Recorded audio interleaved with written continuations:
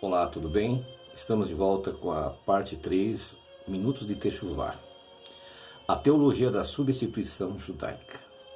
Hoje nós vamos falar sobre alguns momentos históricos importantes em que o povo de Israel, ao desaparecer, muitos acreditaram que jamais eles voltariam. Os judeus, por sua vez, sabendo desse desaparecimento, acabaram crendo que eles eram o Israel de Deus, e essa crença perdura até hoje. Um dos momentos mais importantes da história do povo judeu foi no século VIII. Aconteceu dois eventos que iriam mudar toda a história dos judeus. O primeiro evento foi exatamente a separação dos caraítas dos judeus rabanitas. Até o século VIII, o judaísmo ele dominava todos os judeus em toda a diáspora, apoiado inicialmente pelo governo romano, depois pelo Islã a partir do século VI. O judaísmo mantinha um poder ditatorial sobre todos os judeus. Mas no século VIII, no Egito, um judeu criou coragem e, com o apoio do califa, que eu conhecia muito bem e sabia da sua integridade, apoiou esse movimento chamado Caraíta ou Bnei Mikrat, somente a escritura.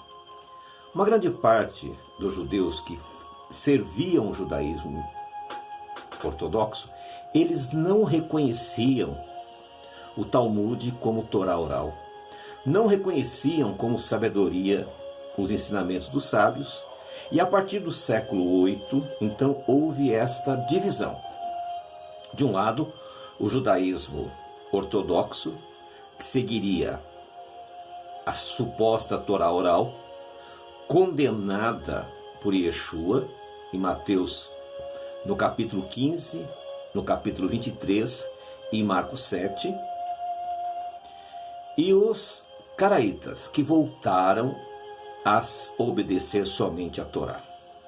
Os caraítas também retornaram ao calendário bíblico lunar, pois desde o século IV, depois que Hilel II determinou que o calendário bíblico não deveria mais existir, foi-se criado um calendário fixo, que é o calendário que está vigente até hoje entre a comunidade do judaísmo ortodoxo e os seguidores dele, o judaísmo messiânico e nazareno.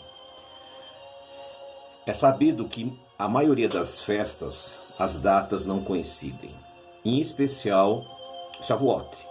Normalmente, Shavuot dá uma diferença muito grande. Outro acontecimento também muito interessante que ocorreu no século VIII, depois da divisão entre judeus seguidores do judaísmo ortodoxo e judeus caraítas, foi o surgimento do que ficou conhecido como judeus Askenazi. O Islã, desde o século VI, estava avançando em todas as regiões. Em 2 séculos, eles já tinham tomado conta de uma grande parte do mundo. A Europa ocidental só não se tornou muçulmana porque existia uma nação que estava entre a Polônia, entre a Rússia, naquele miolo. Havia uma nação que não era nem cristã e nem muçulmana. Eram os Khazares. Eles eram pagãos, um povo guerreiro, e eles impediram que os muçulmanos viessem pelaquela direção ao ocidente. Mas chegou um certo momento que o rei da Khazaria, ao observar o desenvolvimento dos muçulmanos, o desenvolvimento dos cristãos, ele percebeu que ele estava ficando para trás. E ele percebeu também que a crença dele, que era uma crença pagã, não tinha o menor sentido. E então ele decidiu buscar uma alternativa. A primeira alternativa que ele teve foi com o Islã. Ele chamou os muçulmanos e perguntou como é que era a religião deles. Aí o califa disse, olha, a nossa religião, ela surgiu dos judeus. Maomé, que é o nosso profeta, ele afirma que só existe um Deus, que é Alá. O rei da Casária se interessou e disse, mas me diga uma coisa, se o meu reino tornar-se muçulmano, eu tenho que prestar contas a alguém? Sim, tem que prestar conta ao califa que está no Egito. Eu falei, muito bem, muito obrigado. Mandou chamar os cristãos. Vieram os representantes do Papa e disseram, muito bem, a nossa religião, nós saímos da religião judaica. O Messias judeu, que hoje é o nosso Messias, né? Ele era judeu, ele era de Israel. E a nossa Bíblia era a Bíblia dos judeus. Aí o rei da Casária fez a pergunta que mais lhe interessava. Ele não estava muito preocupado com a religiosidade.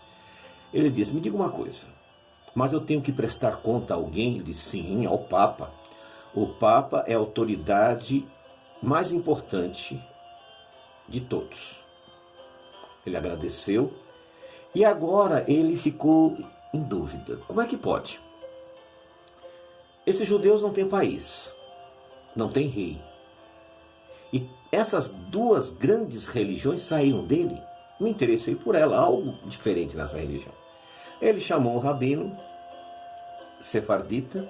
Esse rabino foi lá e contou a história de Moisés, contou a história de Israel, contou as destruições que Israel sofreu, contou o exílio babilônico, o exílio romano. E finalmente o rei fez uma pergunta. Me diga uma coisa, se o meu reino se tornar judeu, meu povo se converter ao judaísmo, a fé de vocês, né, a fé judaica, eu tenho que prestar conta a quem? Só a Deus, ninguém mais. Mas não tem nenhum homem que eu tenha que prestar conta? Não, claro que não. Aí ele gostou da ideia. Ele e a nobreza, inicialmente, se converteram ao judaísmo. Posteriormente, a nação como um todo. Aquele rabino que orientou no século VIII ao rei da Casária como tornar-se um judeu, em outra viagem trouxe mulheres judias e elas se casaram com aqueles povos da Casária, com aqueles homens da Casária, não é? E a partir daí então a mudança também da origem do povo. Até então ela era o pai, patriarcal. A partir desse momento eles inventaram essa história de ser a partir da mãe. Então hoje nós ficamos por aqui. Um pouquinho de história. Do século VIII ao século XV, os judeus de Sefarade não tinham contato com os judeus dos Askenazes. Amanhã eu continuo. Shalom, shalom.